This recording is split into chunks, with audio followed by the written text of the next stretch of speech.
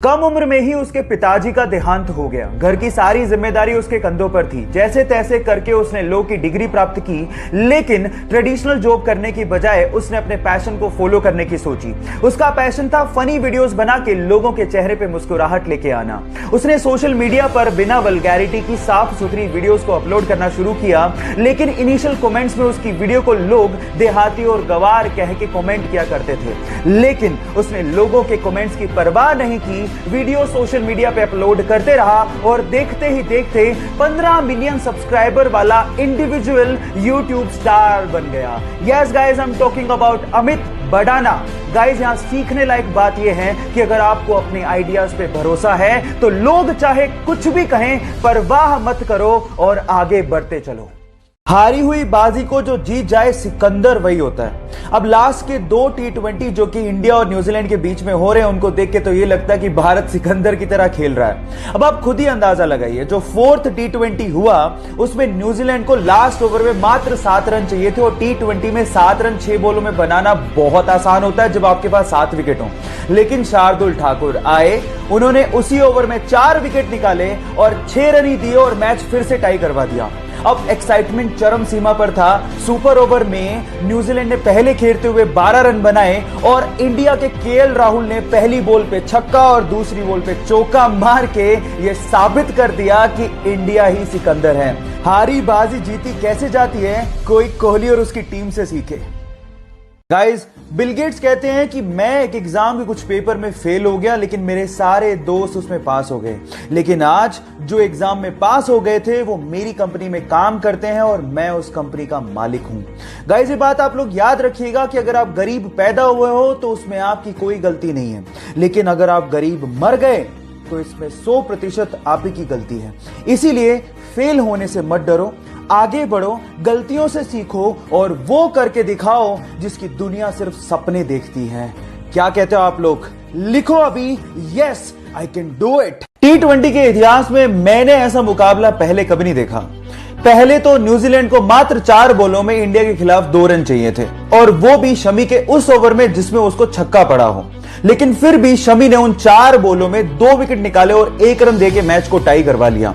अब बात जब सुपर ओवर तक पहुंची तो हालात ये थे कि इंडिया को 2 बॉलों में टोटल 10 रन की रिक्वायरमेंट थी जीतने के लिए।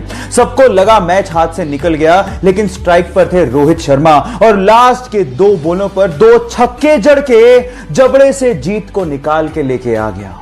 अब यहां पर सीखने लायक बात यह है गाइस, जो लास्ट तक हार नहीं मानते, जीत उन्हीं को स्वाद में चखने को मिलती है। 2017 के वर्ल्ड बैडमिंटन चैंपियनशिप फाइनल में जापान और भारत की महिला खिलाड़ी आमने सामने थी, जहां पर भारत की ओर से फाइनल खेल रही उस लड़की का सपना था कि देश को चैंपियनशिप जितवाए, लेकिन जापान की ओकुहारा ने उसे 3 सेटों में हराकर उसके सपने को चूर चूर कर दिया।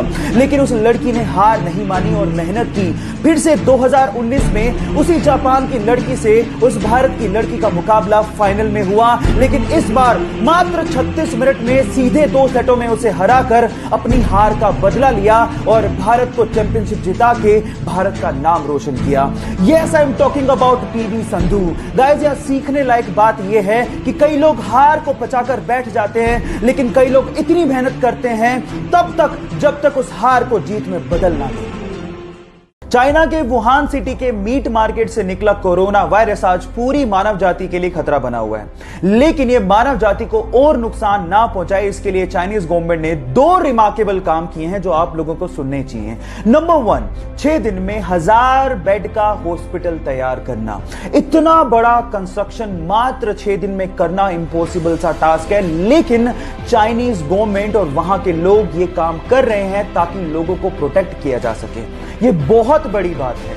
नंबर 2, जहां पर यह वायरस बहुत तेजी से फैला है, जिन सिटीज में यह फैला हुआ है उसको बाकी वर्ल्ड से आइसोलेट करने का काम भी उन्होंने किया है। कम से कम 7 करोड़ लोगों को उन्होंने हाउस अरेस्ट कर दिया है ताकि बाकी लोगों को इससे बचाया जा सके। और यह रिमार्केबल वर्क है जिसके लिए हमें चाइनीज गवर्नमेंट की तारीफ करनी चाहिए। बेंगलोर का एक कॉमन मैन जो पेशे से नाई है, उसने अपने हार्ड वर्क की बदौलत ऐसा अनकॉमन अचीव किया है जिसे आप सुन के हैरान रह जाएंगे। उसके पास टोटल 378 कारें हैं, जिसमें से 120 कारें लग्जरियस हैं, जैसे कि Rolls Royce, BMW, Jaguar, Audi.